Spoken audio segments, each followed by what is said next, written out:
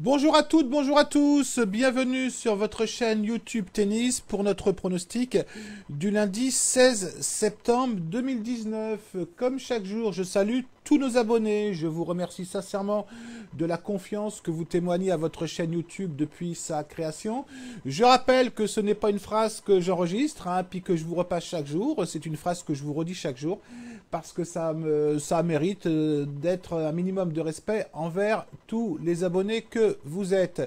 Si de votre côté, vous nous découvrez pour la première fois, vous êtes un passionné de tennis ou un passionné de paris sportif tennis, vous pouvez vous abonner si vous en avez envie.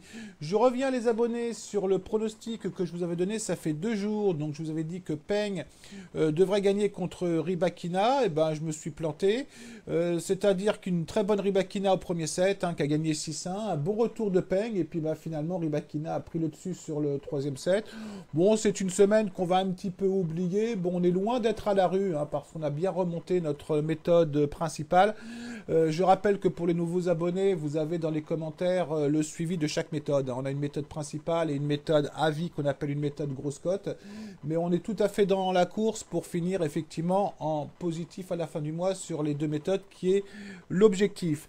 Pour demain, je vais vous donner donc un avis et pas un pronostic, car effectivement, je voudrais revenir quand même sur le tournoi masculin.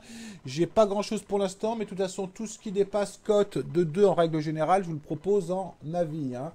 Donc vous avez le match entre Gojovic et Krajinovic. Donc on avait Gojovic qui avait fait effectivement une très très bonne tournée américaine, entre autres au niveau du tournoi de Washington, où il avait battu Rublev, Deminor, Raonic et Edmund successivement. Il avait perdu seulement contre Medvedev. Bon, après, il a eu un peu plus de mal, puisqu'à Montréal, il a perdu contre Koric, et puis en qualification de l'US Open, il a perdu contre Basic.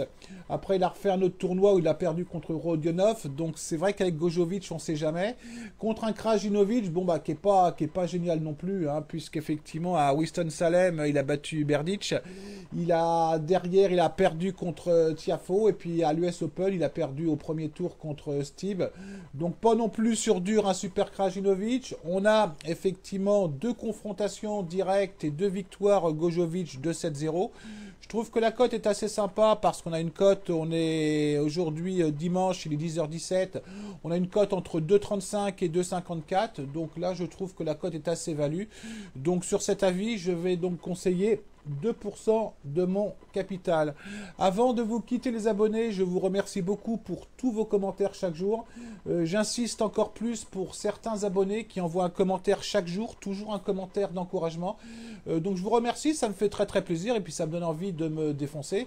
Écoutez, continuez à m'envoyer des commentaires d'encouragement ou des commentaires qui représentent éventuellement des questions. Si vous n'êtes pas d'accord avec moi, vous avez le droit également de m'envoyer un commentaire, à condition que ça reste bien évidemment dans un respect mutuel, donc il n'y a aucun problème, et puis j'essaie bien évidemment de répondre à tous les commentaires.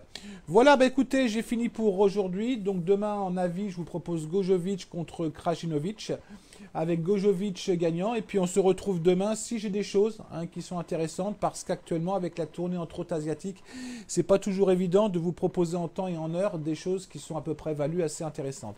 Je vous souhaite un très très bon dimanche à vous toutes et à vous tous, et je vous dis certainement à demain. Allez, ciao.